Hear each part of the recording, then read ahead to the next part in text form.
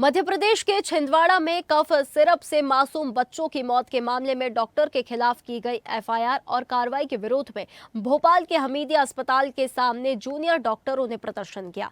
प्रदर्शनकारी डॉक्टरों ने साफ कहा कि घटना दुखद है और संवेदनशील जरूर है, लेकिन इसके लिए डॉक्टर को दोषी ठहराना गलत है। उनका कहना है कि जिम्मेदार है कफ सिरप बनाने वाली कंपनी और उसे मंजूरी देने वाली एजेंसियां, जिन पर जांच प्रक्रिया अब उन पर सवाल उठ रहे हैं।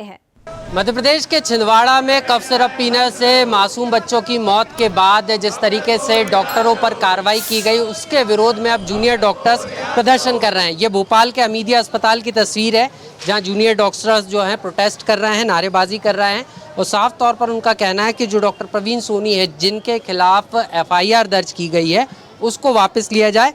क्या नाम है आपका?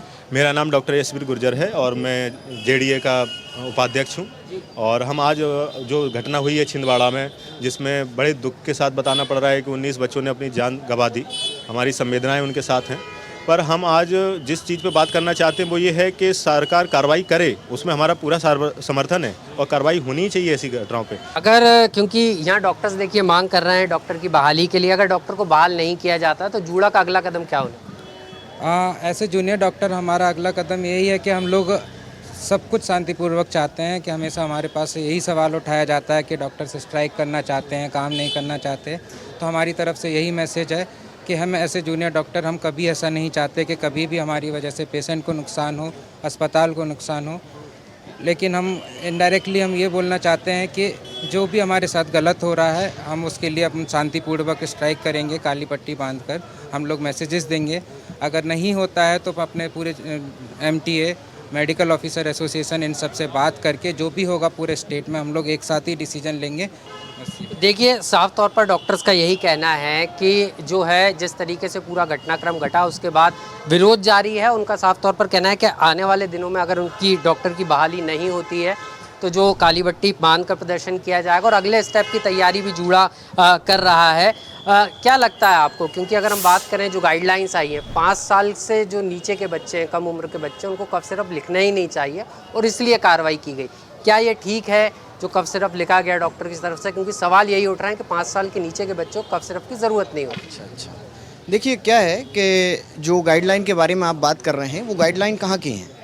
जो गाइडलाइन है उनमें ये लिखा गया है कि 5 साल से आप ऐसा बता रहे हैं आप, जबकि मैं ये मानता हूँ कि डॉक्टर्स जो हैं वहाँ पर ये दवाई सप्लाई डॉक्टर्स नहीं करवा रहे हैं। दवाई सप्लाई ऊपर से आ रही है, उसके बाद चीज़ें लिख जा रही हैं ना।